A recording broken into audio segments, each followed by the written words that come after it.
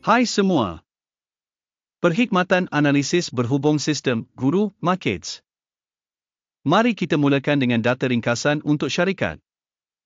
Jika perlu, anda boleh meletakkannya di tempat berhenti. Anda boleh mempertimbangkan semua parameter organisasi yang dikaji dengan lebih teliti. Kita akan melihat kepada asas semasa organisasi Constellation Brands Inc., tikar STZ. Semakan dibuat berdasarkan data semasa setakat 17 April 2025.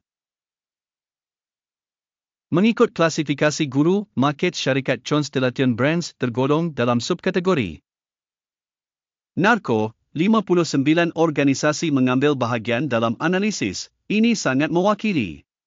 Kita akan melihat jadual pesanan menjelang akhir video ini. Keputusan untuk syarikat, tolak 6 daripada 10 mata. Skor purata untuk subkategori, 2.1 mata. Jika anda melihat secara meluas, dalam keseluruhan pasaran saham kami secara amnya, ambil perhatian bahawa hasil purata untuk keseluruhan pasaran secara keseluruhan ialah 1.8 mata, berbanding markah syarikat tolak 6 mata Constellation Brands. Membandingkan dinamik harga saham syarikat Constellation Brands dan saham subkategori, kita dapat melihat bahawa lebih 12 bulan saham Constellation Brands Inc. menunjukkan dinamik tolak 29.2%. 38.9% menentang perubahan harga dalam subkategori. Ini tidak mengatakan apa-apa secara muktamad, tetapi adalah perlu untuk mengambil perhatian fakta ini. Permodalan pasaran syarikat Constellation Brands ialah $33.08 bilion. Dan huruf besar subkategori ialah $685 bilion. Constellation Brands Inc. mempunyai bahagian 4.831%. Ia adalah salah satu syarikat kecil dalam subkategori. Permodalan kunci kira-kira syarikat dianggarkan berjumlah $7.81 bilion. Dan huruf besar subkategori ialah $184 bilion.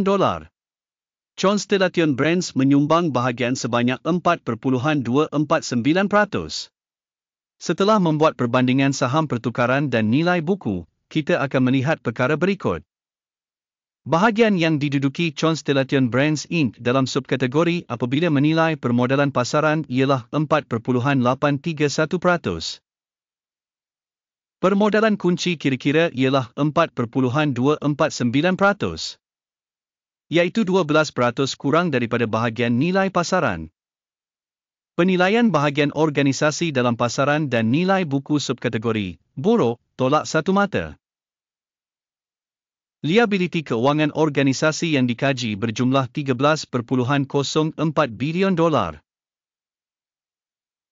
Liabiliti keuangan untuk permodalan buku berjumlah 167% daripada modal syarikat. Skor berdasarkan tahap hutang syarikat, buruk, tolak 1 mata. Nisbah harga pasaran syarikat kepada keuntungannya sepadan dengan kosong.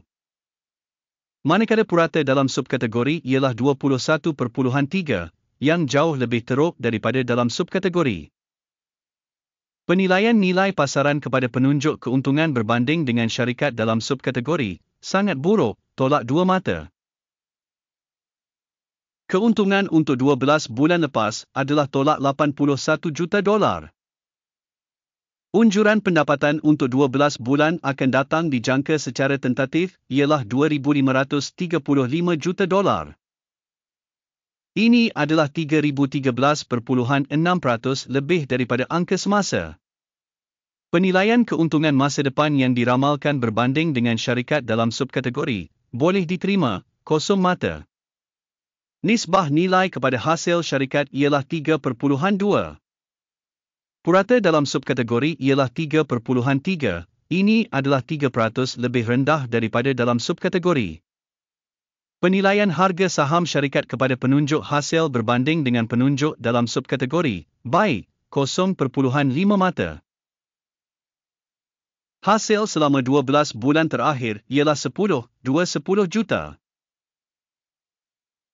Unjuran pendapatan untuk 12 bulan akan datang tidak diketahui. yang amat buruk untuk prospek syarikat.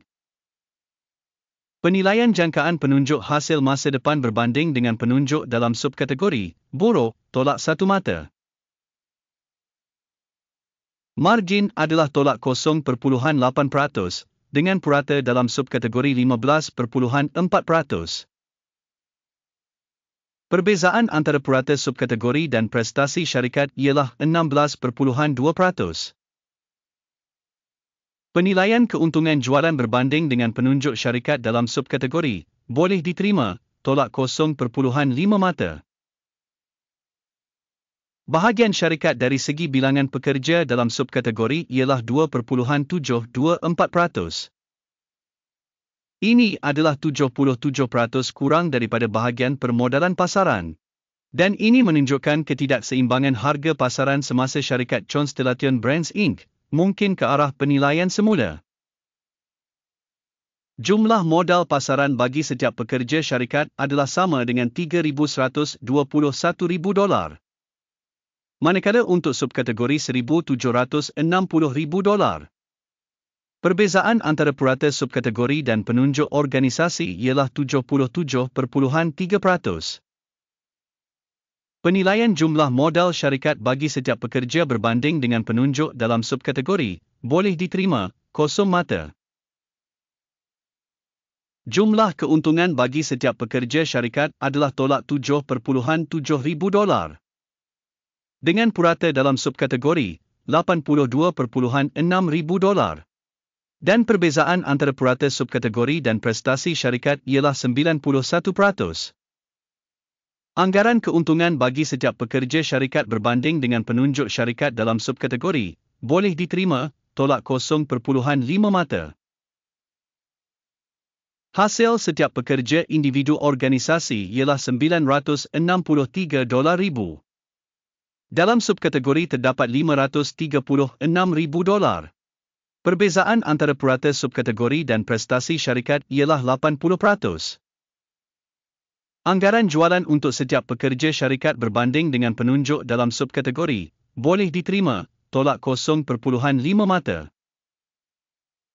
Volum urus niaga jualan sepadan dengan 3.5%, dengan purata untuk subkategori sebanyak 1.1%. Ini adalah penilaian kemungkinan squeeze pendek.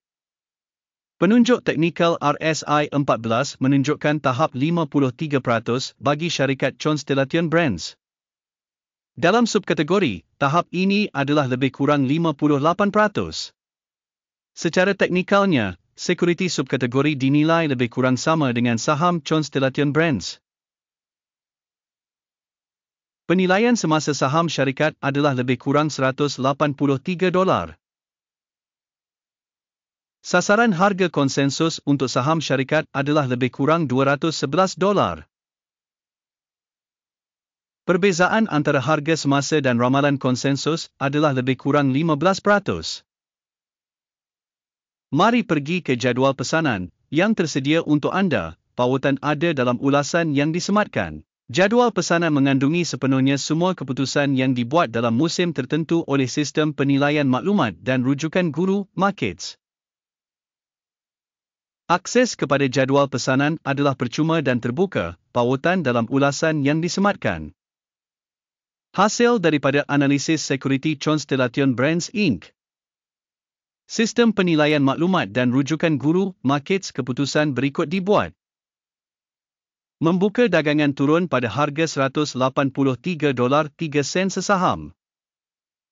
Pesanan itu dibuka kerana syarikat itu mempunyai penarafan yang agak rendah. Penilaian syarikat dibuat berdasarkan pendekatan penilaian indeks AKIM. Take profit ditetapkan pada 166.45. Henti rugi ditetapkan pada 199.61. Sekiranya pesanan tidak ditutup oleh take profit atau stop loss. Dalam kes ini, urus niaga ditetapkan secara automatik berdasarkan keputusan sesi pada 17 Mei 2025. Atau pada hari bekerja terakhir sebelum tarikh ini. Tikar, TAP, akan menjadi pesanan belian utama. Video tawaran utama telah pun diterbitkan di saluran ini. Apabila menutup salah satu pesanan, asas atau mengimbangi susunan yang bertentangan ditetapkan pada harga sebenar. Terima kasih banyak kepada orang ramai kerana menonton video ini dan menggunakan sistem maklumat Guru Markets. Anda semua benar-benar penonton terbaik di seluruh planet ini.